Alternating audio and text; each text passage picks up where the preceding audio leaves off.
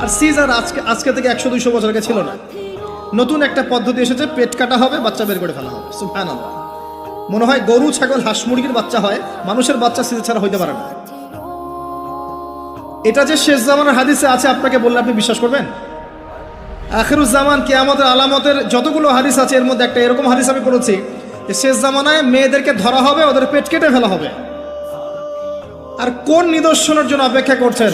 শেষ জামানায় মেয়েদেরকে ধরা হবে। মেয়ে রাজি না থাকলেও বোঝানো হবে, সিজার না করলে বাচ্চা বাঁচবে না।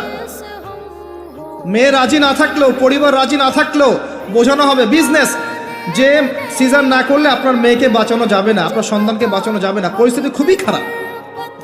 এমন ভাবে ব্রেইন ওয়াশ করা হবে, ভয়ে বাচ্চা, মা বলবে হ্যাঁ করেন, সিজার করেন, বাবা বলবে হ্যাঁ করেন, কোনো সমস্যা নেই।